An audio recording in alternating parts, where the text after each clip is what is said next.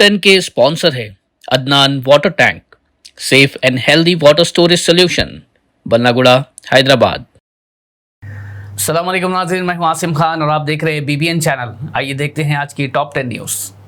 Israel के अलग अलग एयर स्ट्राइक्स में गाजा स्ट्रिप में 5 फलस्तीनी सहाफ़ी जाँ बहक हो गए, जिसके बाद शहीद सहाफ़ियों की तादाद जुमला 222 से ज़्यादा हो गई है। पैलेस्टीनियन जर्नलिस्ट प्रोटेक्शन सेंटर ने इस महीने को ग्रेवयार्ड फॉर जर्नलिस्ट करार दिया और कहा कि इजरायली फ़ौज ने कुछ सहाफ़ियों को अपने घरों में और कुछ को बाहर निकलवा कर शहीद किया। इजराइल ने तकरीबन 3 महीने के ब्लॉकेट के बाद गाज़ा में थोड़ी सी इंसानी मदद भेजने की इजाज़त दी है। इजरायली वज़ीर आज़म नेतन्याहू ने कहा कि भूख का बहरान उनके नए मिलिट्री ऑपरेशन के लिए मसला बन सकता है। गाज़ा में ये एड कब और कैसे जाएगी, ये अभी साफ पता नहीं चला है। इजराइल चाहता है कि हमास होस्टेजेस रिलीज़ करे मगर जंग ख़त्म ना हो, और वहीं दूसरी तरफ हमास चाहता है कि पूरी फ़ौज की निकासी और जंग का खात्मा हो। भारतीय सेना के मेजर जनरल कार्तिक शेषाद्री ने आज बताया कि पाकिस्तान ने भारत के स्ट्राइक्स का जवाब देते हुए 7 से 8 मई की रात गोल्डन टेम्पल को ड्रोन और मिसाइल से निशाना बनाया था। उन्होंने कहा कि भारतीय सेना ने अंदाज़ा लगाया था कि पाकिस्तान मजहबी जगहों पर हमला करेगा। जनरल शेषाद्री ने बताया कि हमने मॉडर्न एयर डिफेंस लगाया ताकि गोल्डन टेम्पल को हिफाजत मिल सके। कर्नल सोफिया कुरैशी के खिलाफ तौहीन आमेज और फिरकावाराना तबसरे पर सुप्रीम कोर्ट ने मध्य प्रदेश के मिनिस्टर विजय शाह की माफ़ी को नामंजूर कर दिया। जस्टिस सूर्यकांत ने कहा कि ये कैसी माफ़ी है, माफ़ी का भी कोई मतलब होता है।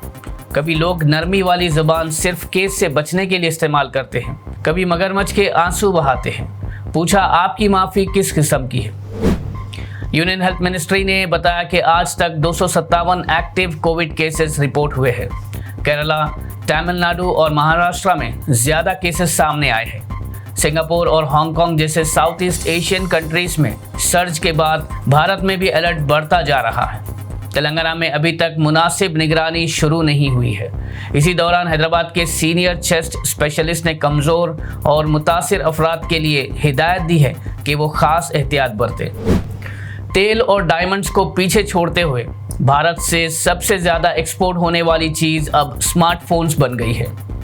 फाइनेंशियल ईयर 2025 में स्मार्टफोन एक्सपोर्ट्स 24.14 बिलियन डॉलर्स तक पहुंच गया है, जो पिछले साल से 55% से ज़्यादा है। एप्पल और सैमसंग जैसे ब्रांड्स ने लोकल मैन्युफैक्चरिंग को बढ़ावा दिया है। हैदराबाद में एक बड़े धमाके की प्लानिंग को नाकाम बनाते हुए पुलिस ने 2 अफराद को गिरफ्तार कर लिया। पुलिस के मुताबिक मुलजिम सिराजुर रहमान और सैयद समीर का ताल्लुक सऊदी अरबिया के आईसिस मॉड्यूल से हो सकता है।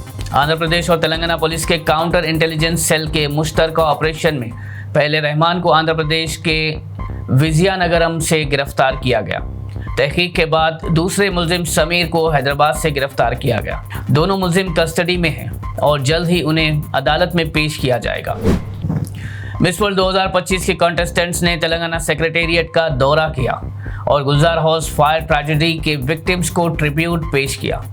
कंटेस्टेंट्स ने तेलंगाना थल्ली के स्टैच्यू पर फूल चढ़ाए और स्टेट एंथम के साथ 1 मिनट की खामोशी इख्तियार की। मिस इंडिया नंदिनी गुप्ता और दूसरे इंटरनेशनल कॉन्टेस्टेंट्स ने सेक्रेटेरिएट बिल्डिंग के आर्किटेक्चर की तारीफ की और तेलंगाना के कल्चर को सराहा।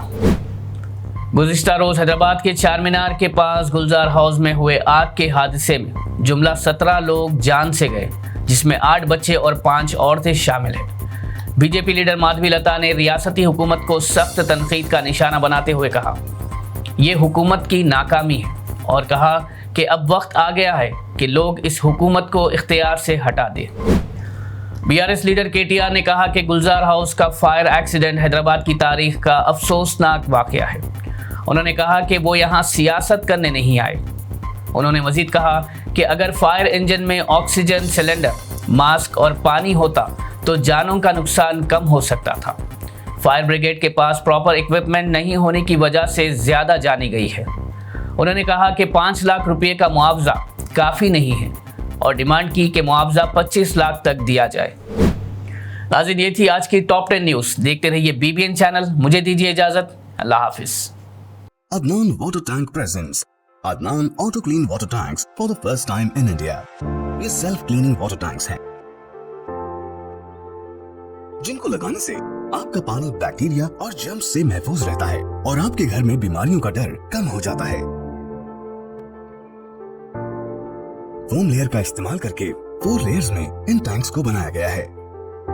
तो आप भी अपने घरों से साधारण वाटर टैंक्स को हटाइए और घर ले आए Adnan auto clean water tanks. Adnan water tanks, safe and healthy water storage solution, Banglaguda, Hyderabad.